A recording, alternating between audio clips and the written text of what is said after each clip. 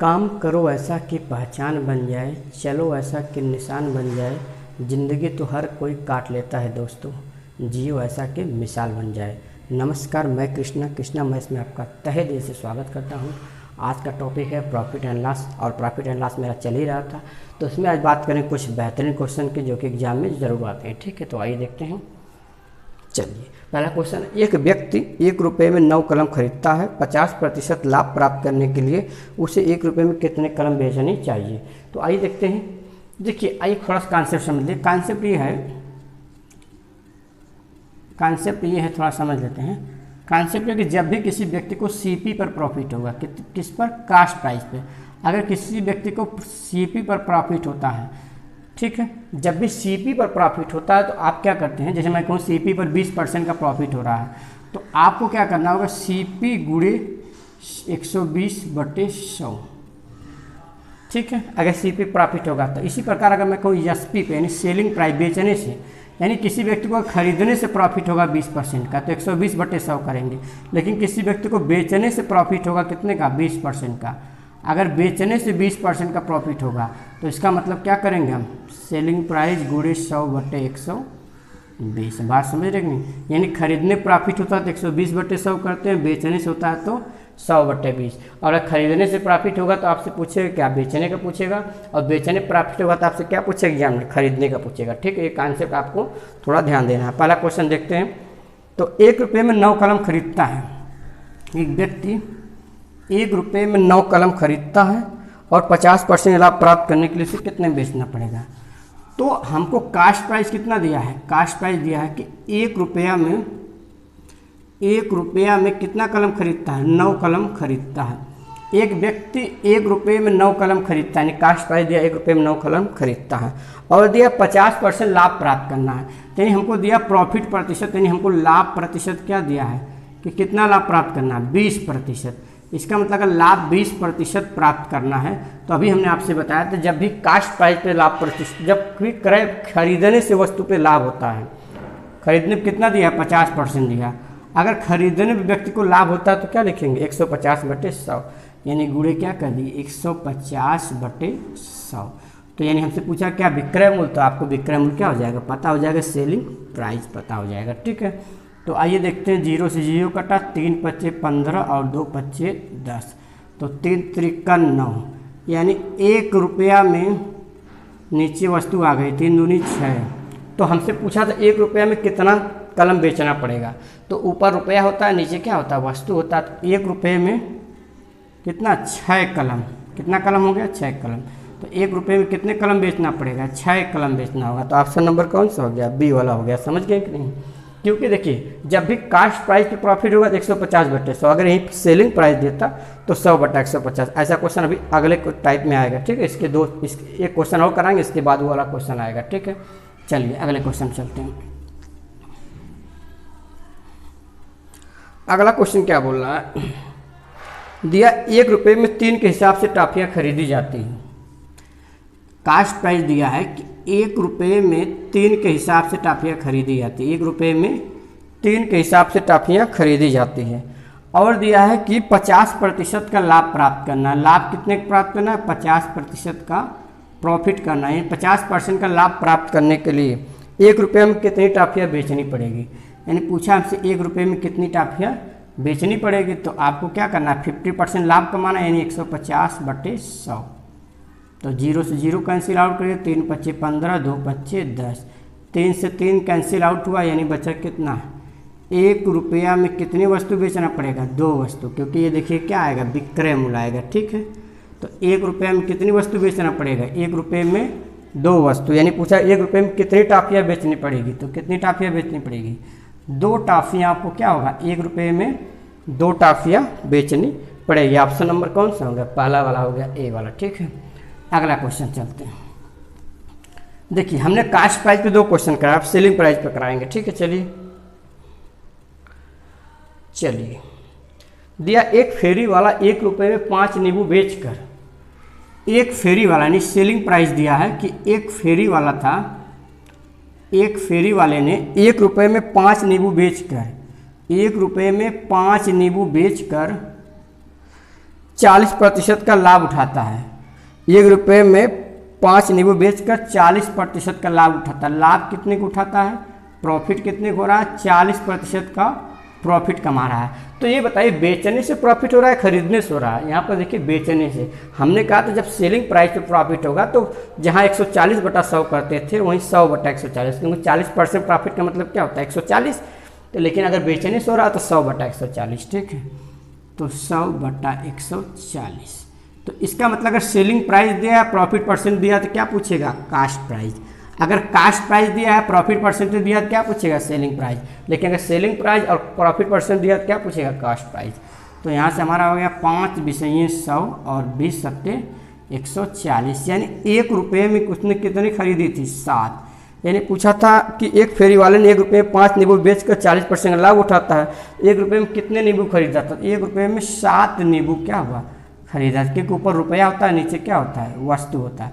तो 1 रुपये में कितने नींबू खरीदा था, 7 नींबू खरीदा था। ऑप्शन नंबर कौन सा हो गया, बी वाला। समझ रहे हैं। देखिए यहाँ पर क्या हुआ था, सेलिंग प्राइस से प्रॉफिट हो रहा था इसलिए 100/140 कर दिया, ठीक है। अगला क्वेश्चन चलिए। एक दुकानदार 1 रुपये में 12 वस्तुएं बेचकर, सेलिंग प्राइस क्या दिया, 1 रुपये में कितना वस्तु, 12 वस्तु बेचकर, 1 रुपये में 12 वस्तु बेचकर 50% का प्रॉफिट कमाया। प्रॉफिट कितने कमाया, 50% क्या कमाया, प्रॉफिट कमाया। अगर बेचने से प्रॉफिट हुआ तो इसका मतलब फार्मूला में क्या हो जाएगा, 100/150, और आएगा क्या हमारा, कास्ट प्राइस, ठीक है। तो यहाँ से हम देखें तो 0 से 0, 3 पच्चे 15 और 2 पच्चे 10, ठीक है। तो यहाँ पर हमारा ऊपर कितना आ गया, ऊपर 3 एकम 3, 3 चौक को 12, यानी 1 रुपये में कितना वस्तु आ गया, 8 वस्तु। यानी 1 रुपये में 8 क्या होगा, 1 रुपये में उसको 8 वस्तु बेचना पड़ेगा, यानी खरीदना पड़ेगा। 1 रुपये में उसने 8 वस्तु खरीदा था। 1 रुपये में 12 वस्तु बेचकर उसको 50% का प्रॉफिट हुआ। 1 रुपये में कितने वस्तु खरीदा था, तो 1 रुपये में 8 वस्तु खरीदा था। क्यों, क्योंकि ऊपर वाला हमेशा रुपया होगा, नीचे वाला क्या होगा, वस्तु होगा, ठीक है। बात समझ रहे कि नहीं, बस आंसर हो गया। अब आते हैं नेक्स्ट क्वेश्चन पे, ठीक है। चलिए, तो जो नेक्स्ट क्वेश्चन मैं करवाने वाला हूँ उसमें क्या है, आपको थोड़ी सी अच्छी लेवल क्वेश्चन आ जाएंगे, ठीक है। चलिए आइए देखते हैं। तो देखिए अगला क्वेश्चन क्या दिया है कि 40 रुपये में, देखिए 2 टाइप अभी हमने करवाया, तीसरा टाइप पे आ गए हैं, ठीक है। दिया 40 रुपये में 45 नींबू बेचने पर, 40 रुपया में 45 नींबू बेचने पर 20% की हानि होती है। 40 रुपया में बेचने पर सेलिंग प्राइस दिया है, सेलिंग प्राइस दिया कि 40 रुपया में 45 नींबू बेचने पर, 40 रुपया में 45 नींबू बेचने पर 20% की हानि होती है। यानी लॉस जो हुआ है कितने का हुआ है, हानि कितने का हुआ है, 20% का क्या हो गया है, हानि हो गया है। तो आपको पता है अगर बेचने पर प्रॉफिट हो रहा है तो यानी क्या लिखेंगे, 100/80। इससे हमें क्या पता चलेगा, इससे हमें पता चलेगा कास्ट प्राइस। इसे हमें क्या पता चलेगा, कास्ट प्राइस। तो अगर मैं पहले कास्ट प्राइस निकालना चाहूँ तो कास्ट प्राइस हमको पता चल गया। अब लेकिन अगला लाइन क्या बोला कि 24 रुपये में कितने वस्तु बेचे ताकि 20% का लाभ हो जाए। 24 रुपया में कितने वस्तु बेचे कि 20% का लाभ हो जाए। तो पहले हम कास्ट प्राइस निकाल लेते हैं। तो जब मैं कास्ट प्राइस निकाल लूँ तो यहाँ से देखिए 20 पच्चे 100 और 20 चौक को 80 और 4 दहा में 40 हो गया, ठीक है। यानी हमारा कास्ट प्राइस कितना आ गया, यहाँ काट लेते हैं, 2 पच्चे 10 और 9 पच्चे 45। कास्ट प्राइस हमारा आ गया कि 2 रुपये में उसने 9 वस्तु क्या किया, 2 रुपये में उसने 9 वस्तु खरीदा था। लेकिन अगला लाइन बोला क्या कि 24 रुपये में कितने नींबू बेचे कि 20% का लाभ हो जाए। 24 रुपये में कितने नींबू बेचे कि 20% का लाभ हो जाए। तो 20% का हमको क्या कमाना है, लाभ कमाना है। किस पे, कास्ट प्राइस पे। लेकिन क्या बोला कि 2 रुपये में नहीं, उसने 2 रुपये में 9 वस्तु हमने खरीदा था, 20% का लाभ कमाना है मतलब 120/100। लेकिन क्वेश्चन बोला 24 रुपये में कितने नींबू बेचा था। अगर 24 रुपये में पूछा तो आप 24 लगा दीजिए, तो यहाँ से क्या आपको पता चल जाएगा, यहाँ से आपको अगली वाली सेलिंग प्राइस पता चल जाएगी। तो यानी आप लगाइए तो 0 से 0, 3 चौक को 12 जान दीजिए, 0 0 काट दीजिए, 6 दूनी 12 और 5 दूनी 10। कुछ और कटेगा, नहीं कट रहा है, चलिए रहने दीजिए। ये 24 को रहने दीजिए क्योंकि इसी का पूछा है ना कि 24 रुपये में ₹24 में कितने नींबू बेचे कि 20% का लाभ हो जाए। तो 24 को रहने दीजिए या तो इसको भी मत लिखिए, जाने दीजिए, कोई दिक्कत नहीं है, ठीक है। आगे हमारा क्या आ गया, 6 दूनी 12, यानी ऊपर आ गया कितना, ₹12 में कितना आ गया, 9 बचे 45। इसका मतलब उसने ₹12 45 वस्तु बेचा था। क्वेश्चन पूछा कि ₹24 में कितने नींबू बेचेगा, ठीक है। तो ₹24 में कितने नींबू बेचेगा, 1 मिनट, यहाँ से आ गया ₹2 में 9 वस्तु, ठीक है, खरीदा था उसने, तो बेचना है 20% प्रॉफिट पे। तो 120/100, तो 20 छक्का 120, 20×5 100, ठीक है। तो 6 दूनी 12 और 9 बचे 45, ₹12 में 45 वस्तु उसने बेचा है। तो उसने बोला कि ₹24 में कितने नींबू बेचेगा, ₹24 में कितने नींबू बेचेगा। कहाँ से गड़बड़ी हो रही, थोड़ी सी एक बार देखते हैं। ₹40 में 45 नींबू उसने बेचा, तो 20% का हानि हुआ, 100/80, ठीक है, 100/80। तो यहाँ से हमने काटा तो 10 × 4 = 40। हाँ, यहाँ देखिए गलती हो गया है, यहाँ पर देखिए फिर से लगा देते हैं। दिया कि ₹40 में 45, यहाँ देखिए ₹40 में 45 नींबू बेचकर 20% का हानि होता है, यानी कि 100 क्या करेंगे 80। यहाँ देखिए काटने में गड़बड़ी हुआ था, तो यहाँ देखिए 8×25 = 40 और 9×5 = 45 होगा। यहाँ पर 20×25 = 100 और 20×4 = 80 होगा। 4 दूनी कितना हो गया, 8 हो गया। यानी यहाँ पर हमारा जो कास्ट प्राइस आ जाएगा वो कितना आ जाएगा, 2×5 = 10, यानी ₹10 में ऊपर आ गया वस्तु। ₹10 में कितने वस्तु, 9 वस्तु खरीदा था उसने ₹10 में 9 वस्तु खरीदा था। अब बोला कि 20% प्रॉफिट कमाने के लिए उसे ₹24 में कितना वस्तु बेचना पड़ेगा। तो अगर 20% प्रॉफिट कमाना है तो कास्ट प्राइस पे प्रॉफिट कमाना है ना, तो इसका मतलब अगर कास्ट प्राइस पे प्रॉफिट कमाएंगे तो क्या आएगा, सेलिंग प्राइस। तो 20% प्रॉफिट का मतलब 120/100, तो 20 छक्का 120, 20×25 100, तो 5 दूनी कितना हो गया, 10। तो ऊपर कितना आ गया, ₹12, यानी ₹12 में कितने वस्तु, 9 वस्तु उसने बेचा था। तो क्वेश्चन पूछा कि ₹24 में उसने कितने वस्तु बेचा होगा। तो अगर ₹12 उसने 9 वस्तु बेचा है, तो ₹24 में, इसका मतलब 12 का दुगुना 24 होता है, तो 9 का दुगुना कितना होगा, 18, यानी कि 18 वस्तु क्या करेगा, ₹24 में उसने 18 वस्तु बेचा होगा। समझ रहे एक दिन। तो देखिए हमने किया क्या, पहले हमें पता था सेलिंग प्राइस और लास्ट प्रतिशत पता था, तो इससे हमने निकाल लिया क्या, कास्ट प्राइस। जब हमको कास्ट प्राइस यहाँ पर देखिए, जब मैंने निकाला कास्ट प्राइस तो आया था कितना, ₹12 में 9 वस्तु। कास्ट प्राइस आया था ₹12 में 9 वस्तु खरीदा था। फिर अगला लाइन में बोला था, यहाँ पर देखिए अगर कास्ट प्राइस में निकाल लूँ तो आया था ₹12 में 9 वस्तु खरीदा था। फिर सेलिंग प्राइस अगला, फिर उसको बेच दिया गया। तो ₹12 में 9 वस्तु खरीदा था, फिर उसने क्या कर दिया, उसने ₹12 में 9 वस्तु खरीदा था, फिर उसने क्या कर दिया, 20% लाभ पे बेच दिया। ये देखिए यहाँ पर देखिए 6 दूनी 12/9, तो हाँ ठीक तो है, सेलिंग प्राइस तो आएगा।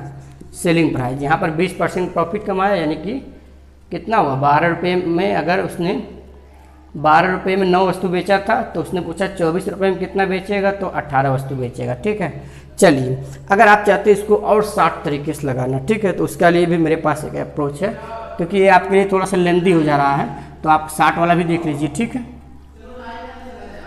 आइए देखते हैं 60 अप्रोच क्या है इसका। चलिए दिया कि ₹40 में 45 नींबू बेचकर 20% का हानि होती है। तो देखिए 60 अप्रोच क्या है, हमेशा क्या लिखिए, रुपया नीचे लिखिए, ₹40 है और 45 में वस्तु बेचा है। ₹40 में 45 नींबू बेचकर 20% का हानि कमाता है, यानी 20% हानि का मतलब 80। ₹40 में 45 नींबू बेचकर 20% का हानि, या तो ऊपर नीचे कुछ भी कर लीजिए, उससे मतलब नहीं है, चाहे रुपया को ऊपर कर लीजिए चाहे वस्तु को नीचे कर लीजिए। तो ₹40 में 45 नींबू बेचकर 20% का हानि कमाता है। अब अगला लाइन बोला है कि ₹24 में कितने नींबू बेचे के 20% का लाभ हो जाए। तो ₹24 में कितने नींबू बेचे के 20% का लाभ हो जाए, तो मान लेता हूँ X नींबू बेचेगा और 20% का अगर लाभ होगा, यहाँ पर 20% का हानि हुआ था 80 हुआ था, यहाँ 20% लाभ हुआ कितना हो जाएगा, 120 हो जाएगा, ठीक है। अब आप लगा लीजिए, तो लगा लीजिए फटाफट, 24×25 कितना हो गया, 120, 5 हो गया, और 5 से काटेंगे तो 5 × 9 = 45 हो गया, और यहाँ काटेंगे तो 40 दूनी 80 हो गया, तो 9 दूनी कितना हो गया, 18। तो X की वैल्यू कितनी हो गया, 18। इसका मतलब कितना वस्तु बेचेगा, 18 वस्तु बेचेगा। बात समझ गए कि नहीं। देखिए हमने किया क्या, 40 रुपये में 45 वस्तु जब बेचा तो 20% का हानि हुआ। तो पूछा 24 रुपये में कितना वस्तु बेचेगा, तो मैंने मान लिया x वस्तु बेचेगा कि 20% लाभ हुआ तो 120, तो 20% लाभ 120, यानी हमें निकाल लिया x का मान कितना हो गया, 18 हो गया। समझ गए कि नहीं, ऐसे ही आपको लगाना है। अगले क्वेश्चन देखते हैं। अगला क्वेश्चन क्या बोल रहा है, बोला 160 रुपया में 160 रुपये के 90 नींबू बेचने पर 20% की हानि होती है। तो 160 रुपया में आपको 90 नींबू बेचने पर, 160 रुपया में 90 नींबू बेचने पर आपको हो रहा 20% का नुकसान, यानी कि 80 हो गया। ठीक है, 20% मतलब 100 में से 20 नुकसान यानी 80 हो गया। ठीक है, अगले लाइन बोला कि 96 रुपये में, अगला लाइन बोला कि 96 रुपये में कितने नींबू बेचे। तो मैं मान लेता हूँ x नींबू बेचे, कितने नींबू बेचे कि क्या हो जाए, 20% का लाभ हो जाए। तो 20% का लाभ होगा मतलब कितना, 120 होगा। ठीक है, तो बस आप फटाफट काट लीजिए। तो देखिए 80 दूनी कितना हो गया, 160 हो गया, और 2 से काटेंगे कितना हो गया, 45 हो गया। यहाँ पर बचा, यहाँ देखिए 12 दहा में 120 और 12 अट्ठे कितना हो गया, 96। और भी काटना चाहे तो 5 दूनी 10 और 4 दूनी 8। यहाँ काटेंगे तो देखिए 5 नवा कितना हो गया, 45। तो यक्स की वैल्यू यहाँ से कितना आ गया, यक्स की वैल्यू हो गया 4 नवा 36। तो यक्स बराबर कितना हो गया, 36 वस्तु क्या होगा, बेचना पड़ेगा। तो ऑप्शन नंबर कौन सा हो गया, ए वाला। बात समझ रहे कि नहीं। देखिए इस वाले ट्रिक को थोड़ा सा एक बार और समझ लेते हैं। ये दूसरा जो अप्रोच क्या है, देखिए जैसे मैंने कहा कि 160 रुपया, तो आप नीचे लिखिए 160 रुपया, और 160 में कितना वस्तु बेचा, 90 वस्तु बेचा। ठीक है, 160 रुपये में 90 वस्तु बेचा, तो 20% का लॉस हुआ मतलब 80 हो गया, 20% लॉस मतलब 80 हो गया। अगले लाइन ने बोला फिर कि 96 रुपया में, तो रुपया हमेशा नीचे लिख दीजिए, 96 रुपया में कितने वस्तु बेचे। तो मान लीजिए x वस्तु बेचे कि उससे क्या हो जाए, 20% का प्रॉफिट हो जाता है 120। और यहाँ से फिर आप क्या, आपका काटने वाला कलाकारी आप चाहे जैसे काट लीजिए, हर तरीक़ा से कट जाएगा। अगर आप चाहते हैं यहाँ 0 0 काट दीजिए, तो 12 अट्ठे 96 यहाँ पर हो गया। और इसके बाद अगर यहाँ 8 है तो 80, 8 से काटेंगे तो 8 दूनी 16, यहाँ कितना हो गया, 20 हो गया। यहाँ से 0 0 काट देंगे तो यहाँ बचा 9।